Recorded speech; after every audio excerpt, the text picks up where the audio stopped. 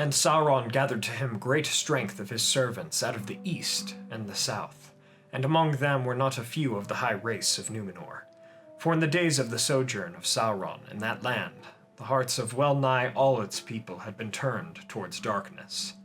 Therefore many of those who sailed east in that time, and made fortresses and dwellings upon the coasts, were already bent to his will, and they served him still gladly in Middle-earth. Greetings and well met, my fellow Dunedain and people of Westernesse. Yoist here, and I hope you all are doing well, wherever you are in Middle-earth. Today we will be looking at the men who fell from the high grace of Númenor under the corruption of Sauron, and became the Black Númenóreans, men of evil powers who served the Dark Lord.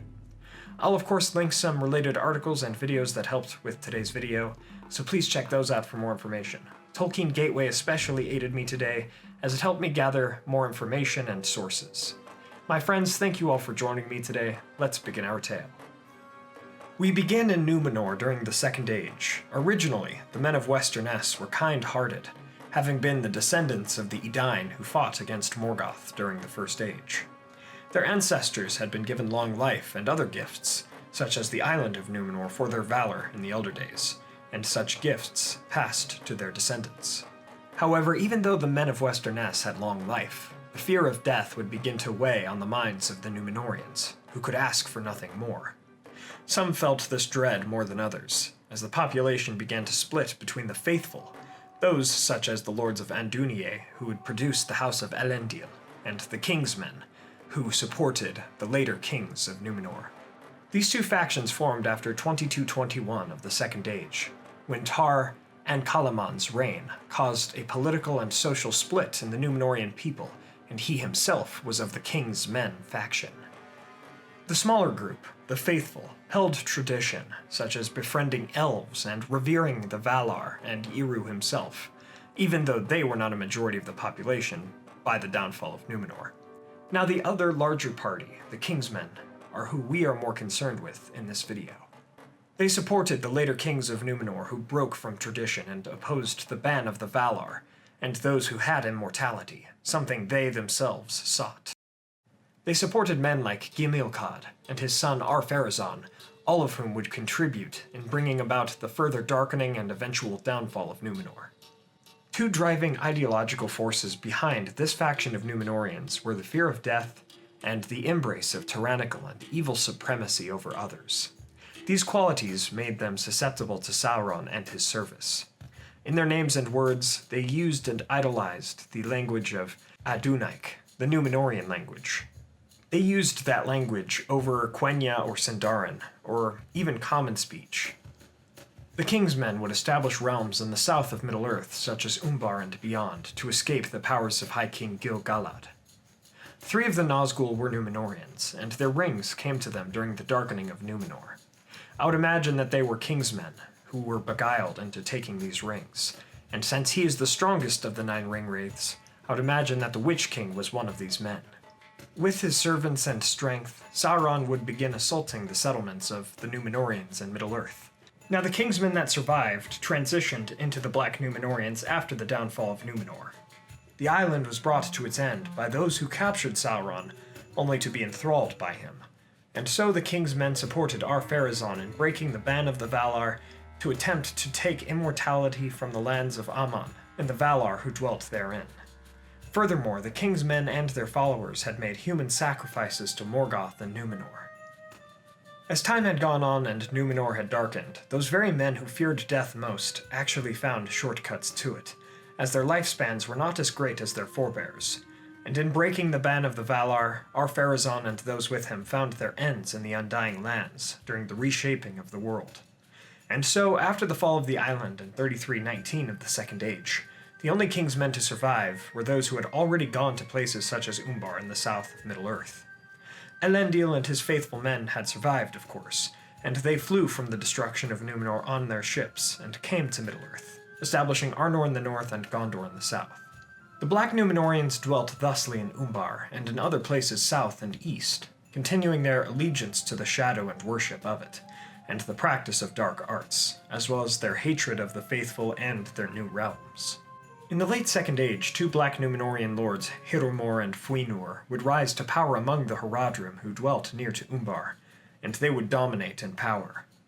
Now, a few hundred years after the downfall of Númenor, the War of the Last Alliance took place, and the strength of the Black Númenóreans that remained aided Sauron.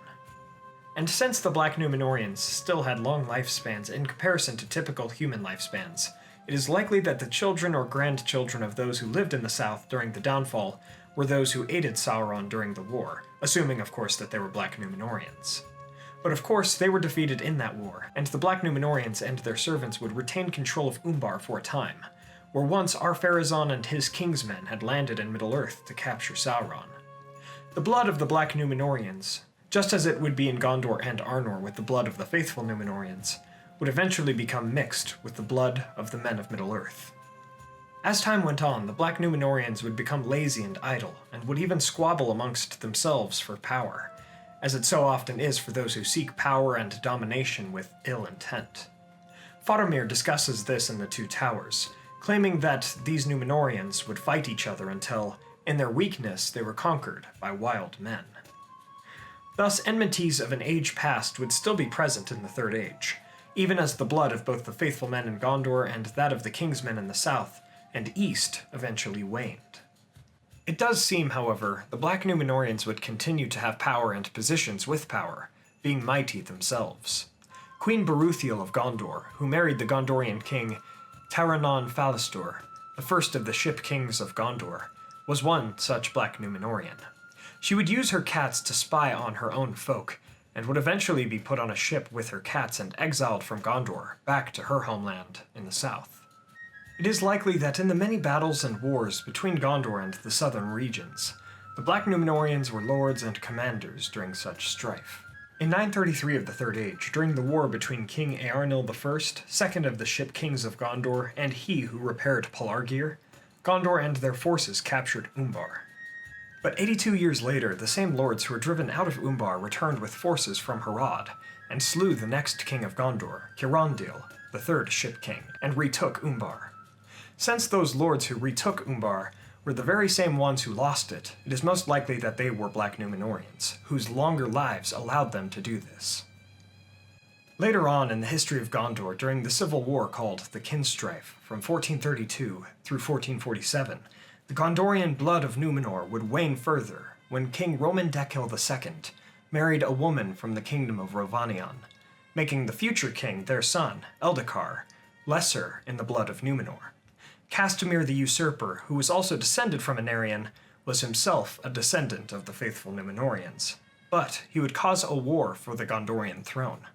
Eventually he was defeated and slain by Eldacar, who took the throne of Gondor, but Castamir's sons and forces would join with the people of Umbar, becoming the Corsairs of Umbar. While they themselves were not Black Númenóreans, Castamir's forces joined the Black Númenóreans, giving more Númenórean blood to that enemy of Gondor, while Gondor itself had lost much during the war, and the line of kings became further joined with the blood of middle men. Of course, that isn't a bad thing, for those with the blood of Númenor still committed great atrocities with their powers and gifts, and could be evil men, such as those who had it in Umbar. And middlemen who had no Númenórean blood could also accomplish great things, and were sometimes themselves heroes, such as the men in the kingdom of Rhovanion. Now to continue forward. It's possible that during the Battle of the Pelennor Fields, the Black Serpent who led the Haradrim and was slain by Theoden King was himself a Black Númenórean, but that's conjecture on my part. Indeed, Gothmog of the Battle of the Pelennor Fields, who was the lieutenant of Morgul, may himself have also been a Black Númenórean, just as the lieutenant of Barad-dûr, the mouth of Sauron, was also a Black Númenórean. Finally, in our conversation about the Black Númenóreans, we must also mention the mouth of Sauron, who himself had entered into the service of Barad-dûr when it rose again, around 2951 of the Third Age. He had grown ever higher in the chain of command, learning his lord's mind and fell sorceries from him, and he had become more cruel than any orc. It was this Black Númenórean who showed the captains of the West the tokens of the hobbits from Cirith Ungol, the mithril coat, the elvish cloak, and Sam's barrowblade, and he tried to goad the captains into surrender. He spoke also of the terms of Sauron that, if accepted, would have indubitably led to the Dark Lord's tyranny over the West. When the terms were utterly rejected, and the West would not surrender, the mouth of Sauron loosed the armies of Mordor upon the host of the West, beginning the Battle of the Black Gate. Although it is unclear what happened to him and any other Black Númenóreans still in the service of Sauron. But it is clear that, whether they surrendered or ran from the power of Gondor under King Elisar, they could not escape death, like their ancestors had always wanted. Even if their lives were drawn out, either by their Numenorean heritage or some dark art by Sauron, they would eventually die, for the doom of the gift of men was one of the strongest destinies in Arda. Thus, while the blood of faithful Númenor would live on in the descendants of those such as Aragorn and Faramir, possibly continuing to fade over time, it is likely that the blood of darkened Númenor, that of the King's Men, would either be ended through war or would also fade away in time, being the legacy of men that used that blood and long lifespan for evil. Thus we come to the end of our tale about the Black Númenóreans of Middle-earth.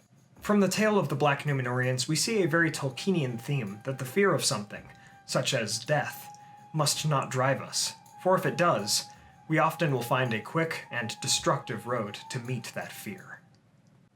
Thank you all so much for watching, I really appreciate it. If you enjoyed, please hit that like button and share this with a friend.